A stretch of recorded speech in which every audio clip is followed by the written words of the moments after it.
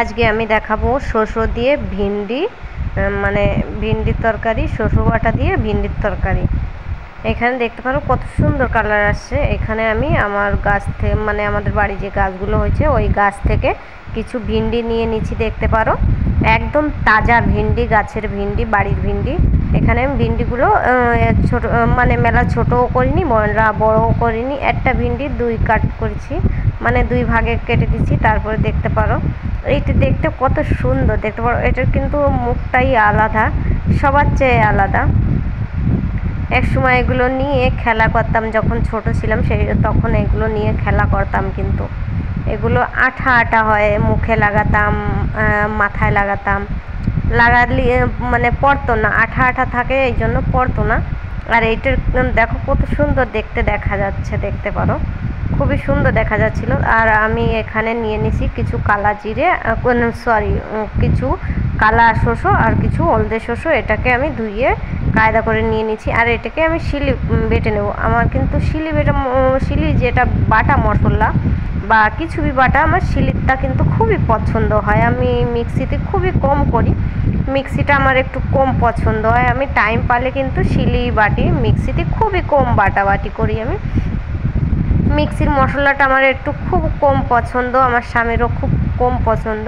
এই জন্য আমি সময় পারলে এমনি শিলে পিষি, আর মিক্সিতে না পিষে পারলে আমি মিক্সিতে তেমন কিছুই পিষি না। এখানে আমি কড়াইতে দিয়ে দেবো তেল, যেটুকু তেল চাই সেইটুকুই তেল দেবো। দেওয়ার পরে আমি ভিন্ডিগুলো দিয়ে একটু ভিন্ডিগুলো ভাজি করে নেব। ভিন্ডিগুলো ছাড়লে কিন্তু একটু মানে তেলটা ছুটে, এই জন্য আঁচটা কিন্তু স্লো করে নেবা। স্লো করে নেওয়ার পরে তারপরেই কিন্তু ভিন্ডি দেবো। আর ভিন্ডিটাকে কিন্তু একটু ব্রাউন করে ভাজি করে নেবা। এখানে আমি দিয়ে দিছি কিছু কাজুটাকে পিষে নিয়েছি। আর এখানে কাঁচা লঙ্কা, শুকনো লঙ্কা দিবে না কিন্তু। আর কিছু জিরে আর দুটো রসুনের কোয়া দিচ্ছি, আর কিছু দেবো না এতে।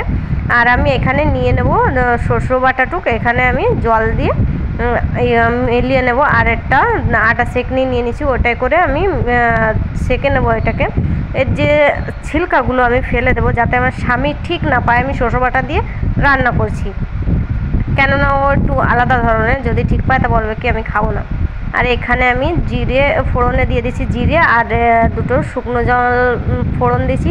আর এখানে যে আদা বাটাটা আর রসুন বাটাটা আর জিরে বাটাটা ছিল সেটা আমি দিয়ে দিছি। তারপরে দিয়ে দিছি স্বাদ অনুসার লবণ আর হলুদ রং হিসেবে। দেওয়ার পরে এবারে কাজুটাও দিয়ে দিছিলাম। দেওয়ার পরে এখানে আমি দিয়ে দিছি শসা বাটাটা দিয়ে একটু ফুটিয়ে নেবো।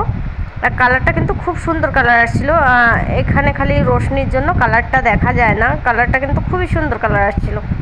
এটাকে ফুটানোর পরে দেখতে পারো এটা কিন্তু ফুটে আসছে একটু। আর একটু জল দিয়ে দেবো আমি, যাতে একটু ঝোলটা একটু নিজেদের সবার হয়ে যায়, সেই হিসেবে কিন্তু ঝোলটা একটু আর একটু দিয়ে দিচ্ছি।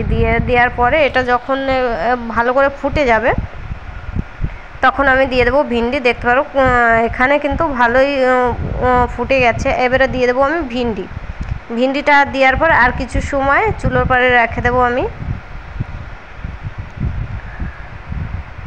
কেউ বলে শসা বাটা কিন্তু ঝাল লাগে, তিতে লাগে। বিলকুলই না ঝাল লাগবে না তিতে লাগবে, কোনোই কিছু না, খুবই সুন্দর লাগে। একটু ট্রাই করে দেখবা।